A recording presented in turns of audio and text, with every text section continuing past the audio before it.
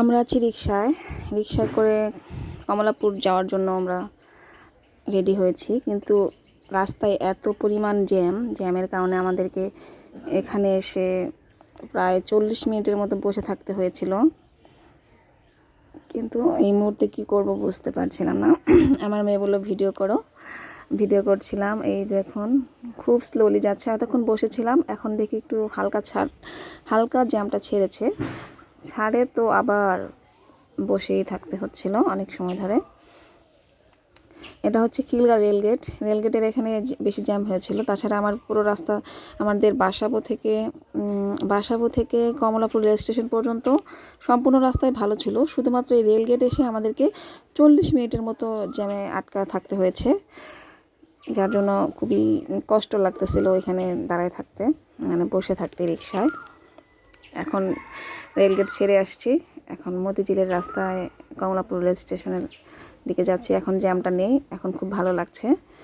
আর মতিঝিলের রোডটাতে অনেক গাছ আছে, আমার খুব ভালো লাগে গাছগুলো ভিডিও করতে, তাই গাছগুলো ভিডিও করছি। বন্ধুরা দেখুন কত সুন্দর সুন্দর আমার সবুজ গাছ দেখলে খুব ভালো লাগে, তাই আমি গাছগুলো ভিডিও করছি। আমার মেয়ে বলতেছে এখানে এই রাস্তাটাতে অনেক গাছ আছে, তুমি তাড়াতাড়ি ভিডিও করো। কিন্তু আমাদের বাসাবো থেকে খিলগা রেলগেট পর্যন্ত আমি গাছ পাইনি, সত্যি কথা। রাস্তাতে এই মতিঝিলের রোডটাতে যখনই আমি খিলগা রেলগেট ছেড়ে যখনই মতিঝিলের দিকে রাস্তায় গেলাম, তখনই আমি গাছগুলো পেয়ে গেলাম। আর আমার মেয়ে বলতেছে এখন গাছের ভিডিওগুলো তুলো। আমার গাছের ভিডিও খুব পছন্দ, তাই আমি গাছগুলো ভিডিও করছি। আর আপনাদেরকে দেখানোর জন্যই আমি, যেহেতু আমার পছন্দের জিনিস, তাই আমি চাচ্ছি যে আমার বন্ধুরা দেখুক আমার গাছগুলো, যেহেতু আমার পছন্দ, তাই আমি সবাইকে দেখাতে চাচ্ছি। দেখুন কত সুন্দর গাছ, রাস্তার মাঝখানে গাছ, আমার কাছে খুবই ভালো লাগে। এটা আসলে খুবই একটা ভালো পরিকল্পনা যে দুই রাস্তার মাঝখানে গাছ লাগানোটা খুবই ভালো লাগে, দেখতেই অনেক সুন্দর লাগে। আর এই তো কমলাপুর রেল স্টেশনে আমরা চলে আসছি।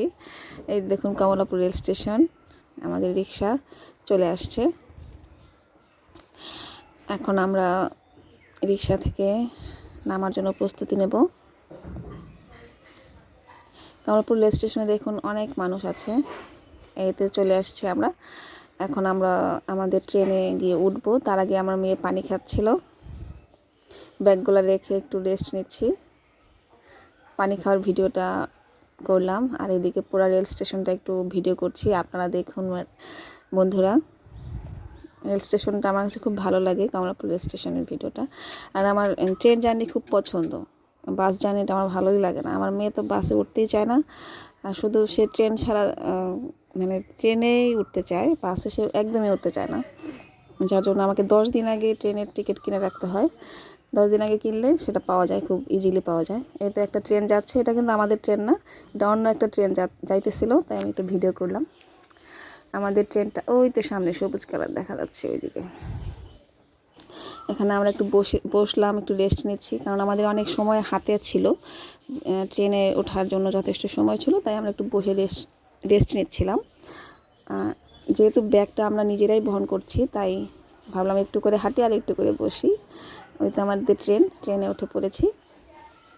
আমাদের ট্রেন ছিল 10টা 15-তে, তখন জাস্ট 10টা বেজে গেছে, আমরা 15 মিনিট আগে উঠেছিলাম। 10টা 15 বাজতেই ট্রেনটা ছেড়ে দিয়েছে। এই দেখুন আমাদের ট্রেন ছেড়ে দিয়েছে, অনেক গাছপালা দেখা যাচ্ছে।